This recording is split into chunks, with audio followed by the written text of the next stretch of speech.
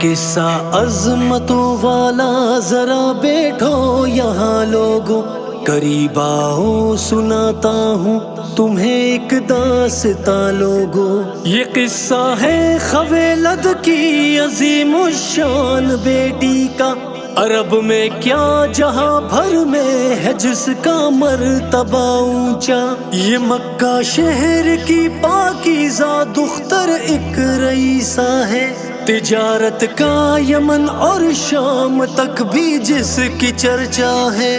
عرب اس کو بڑی عزت بڑا ہی مان دیتے ہیں، ہم ایسے بیٹے جس کی آبرو پر جان دیتے ہیں۔ ذہانت اور فطانت اور فصاحت اور بلاغت سب ملا تھا اس کو ورثے میں، تجارت اور رفعت سب۔ کہ ورقہ ابن نوفل جیسے عالم اس کے ماموں تھے، عرب بھر میں تجارت کے تھے اس کے قافلے جاتے۔ یہ عورت جس کے ہر اقدام میں اتنا سلیقہ ہے، یہ سارے مومنوں کی والدہ حضرت خدیجہ ہے۔ پھر ایسے میں ملا ایک شخص جو ممتاز لگتا تھا، بہت صادق امی اللہ کا ایک راز لگتا تھا۔ شرافت اس کی ایسی تھی کہ وہ سب کو ہی بھاتا تھا، اور اس کے ماتھے پر نور نبوت جگمگاتا تھا۔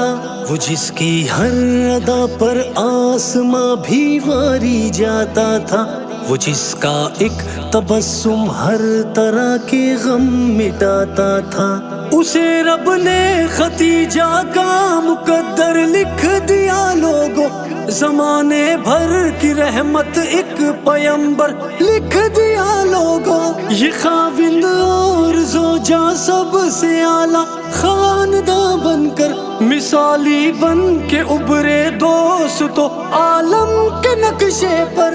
حرا میں پیارے آقا کو ملا تحفہ رسالت کا، سجا صحرا انہی کے سر پہ پھر ختم نبوت کا۔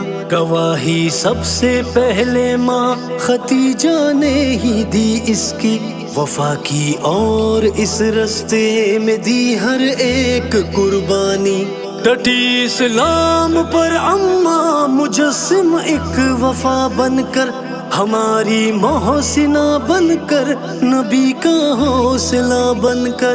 وہ تھی اسلام کی خاتون اول مومنوں کی ماں، وہ پہلی مسلمہ غم خوار آقا ان پہ واری جاں۔ شہ ہر دو سرا کے گھر کی ملکہ مالکہ ٹہری، نبی کی چاروں ہی شہزادیوں کی والدہ ٹہری۔ رہی 25 برسوں تک رسول اللہ کی ہمدم، نبی کی ہر خوشی ان کی خوشی، ہر غم بھی ساجا غم۔ کرے اس سے رسول اللہ کی الفت کا اندازہ، رہی جب تک وہ زندہ عقد ثانی ہی نہ فرمایا۔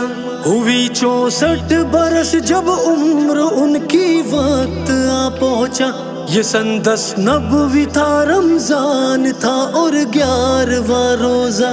رسول اللہ کے دکھ کی گھڑی تھی، بے قرار غم تھا کہ ہر مکی مسلمان غم زدہ تھا اور پرنم تھا۔